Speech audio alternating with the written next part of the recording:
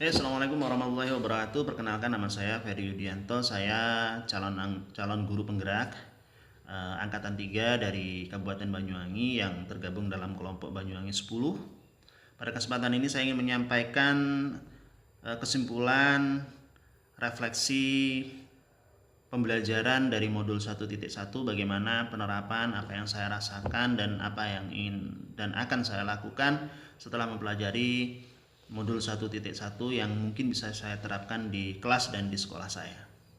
Silakan menyimak, mudah-mudahan bisa memberikan manfaat untuk kita semua.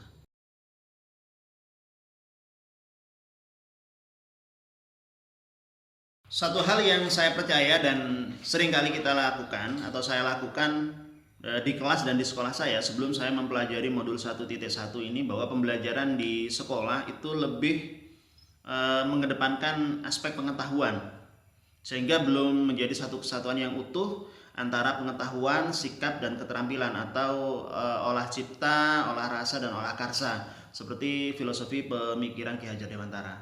Kemudian pembelajaran di sekolah juga masih lebih terpusat kepada administratif, baik itu pengolahan nilai, jurnal, dan seterusnya, sehingga jarang melakukan observasi, jarang melakukan pembelajaran di luar kelas, jarang mengeksplorasi peserta didik dalam mengembangkan dan mengenali potensi dirinya, kemudian jarang mengajak anak-anak untuk bermain sehingga mereka hidup bahagia tapi tetap mengambil pembelajaran-pembelajaran yang ada di sekolah. Sehingga jarang sekali saya melakukan permainan-permainan yang di dalamnya berisi pembelajaran karakter dan seterusnya. Ketika kita melakukan pun biasanya kita melakukan dalam kegiatan-kegiatan ekstrakurikuler. Itu yang menjadi kebiasaan kita. Kemudian pembelajaran di sekolah juga dilakukan secara klasikal, penataan bangku dilakukan secara klasikal, sehingga peserta didik itu dianggap sama, pembelajaran yang dilakukan melakukan dengan teori-teori yang sama, pendekatan-pendekatan yang sama, dan peserta didik terkadang dituntut untuk menguasai seluruh materi yang ada, baik itu secara tematik maupun mata-mata pelajaran tertentu. Itu mungkin yang saya percaya dan saya lakukan sebelum saya mempelajari dan mengenal filosofi pemikiran Ki Hajar Dewantara melalui pembelajaran modul 1.1 ini.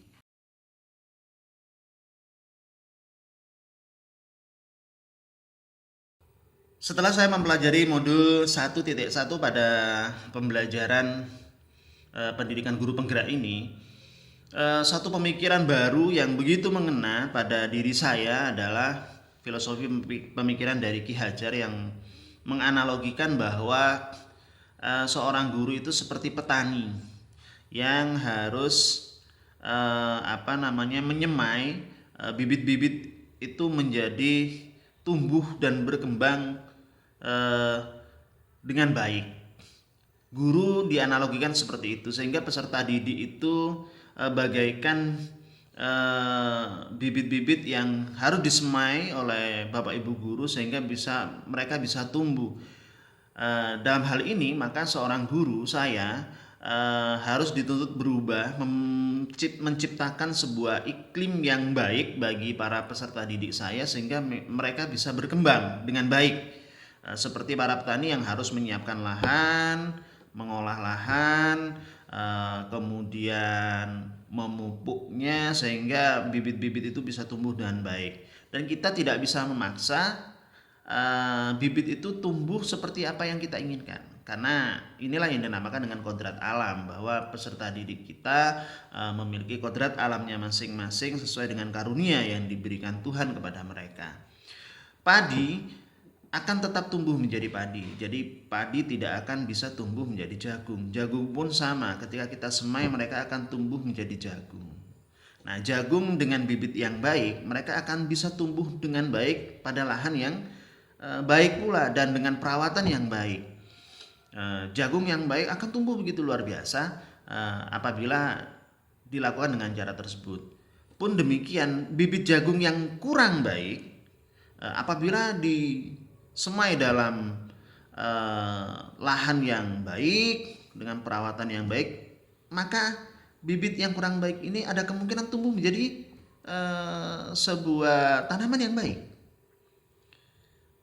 Begitu pula ketika ada bibit baik tapi ada pada sebuah lahan yang gersang mungkin, kemudian tanpa perawatan, tidak ada penyiraman yang baik, maka mereka juga tidak akan tumbuh dengan baik, bahkan bisa mati sebelum mereka tumbuh. Maka di sini kita dituntut sebagai seorang guru, dan saya akan berupaya untuk menciptakan iklim tersebut sehingga bibit-bibit anak-anak peserta didik ini mampu nyaman dengan iklim sekolah kelas yang saya ampu, dan mereka mampu tumbuh kembang sesuai dengan kodrat mereka yang sudah dikaruniakan Tuhan untuk mereka.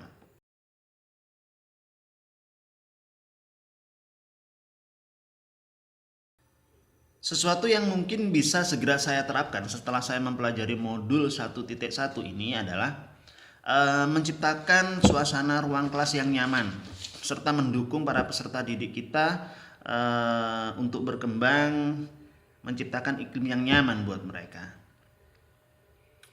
Salah satunya adalah merubah tata ruang, meja-meja dan kursi yang mungkin selama ini dibuat secara klasikal, kita buat sedemikian rupa, kita buat nyaman peserta didik. Tujuannya adalah peserta didik bisa belajar, mengeksplorasi kemampuan mereka, ruang kelas menjadi lebih luas, tetapi tetap mendukung interaksi antar siswa dengan guru itu begitu dekat, sehingga kolaborasi seperti salah satu elemen pada profil pelajar Pancasila, kolaborasi itu penting. Jadi menciptakan ruang yang mendukung bagaimana mereka, para peserta didik, bisa berinteraksi dengan teman-temannya dengan lebih baik. Begitu juga berinteraksi dengan guru begitu dekat, sehingga tidak ada sekat yang begitu jauh antara guru dan siswa. Dari hal ini saya mencoba berusaha untuk semakin kenal dekat dengan peserta didik saya, mengenali mereka. Namun tentunya kendalanya dalam situasi pandemik seperti ini, kita betul-betul harus memperhatikan protokol kesehatan dan dipadukan dengan sistem pembelajaran daring. Salah satu hal yang lain yang mungkin bisa saya lakukan segera untuk menerapkan hasil dari refleksi, hasil dari pembelajaran modul 1.1 adalah pemikiran Ki Hajar Dewantara yang mengatakan bahwa keluarga itu adalah yang pertama dan utama. Sehingga pendidikan di keluarga itu akan sangat berpengaruh terhadap pembentukan karakter dari peserta didik kita, baik cipta, rasa, dan karsa mereka. Oleh karena itu, yang mungkin bisa segera kita lakukan adalah menjalin komunikasi yang baik dengan para orang tua, mengenali bagaimana kondisi keluarga dari peserta didik kita, mulai dari kondisi sosial, ekonomi, kemudian lingkungan masyarakat di sekitar siswa, sehingga kita bisa secara utuh mengenal peserta didik kita seperti apa. Dengan demikian komunikasi yang baik dengan orang tua dan mengenal lingkungan dari para peserta didik, saya berharap saya bisa melakukan beberapa langkah-langkah, metode-metode yang sesuai. Dan sekali lagi, hal itu akan semakin mendekatkan saya terhadap murid saya, sehingga anak-anak atau peserta didik atau murid-murid merasa nyaman ketika belajar dengan saya. Pun begitu dengan saya, semakin dekat dengan peserta didik, sehingga pembelajaran baik itu pembelajaran pengetahuan, sikap maupun keterampilan itu bisa tersampaikan dan bisa diterima dengan baik oleh anak-anak atau murid-murid saya.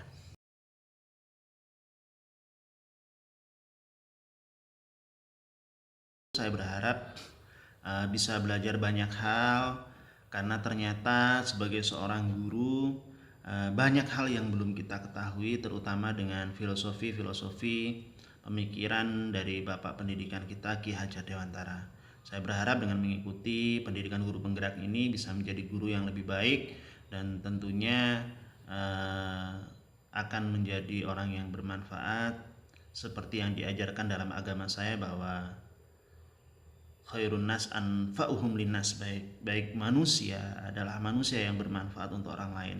Saya ingin sekali menjadi orang yang bermanfaat, utamanya untuk diri saya, untuk keluarga saya, untuk anak-anak saya, dan tentunya untuk murid-murid saya, dan secara umum untuk orang-orang yang ada di sekitar saya. Terima kasih, kurang lebihnya mohon maaf. Assalamualaikum warahmatullahi wabarakatuh.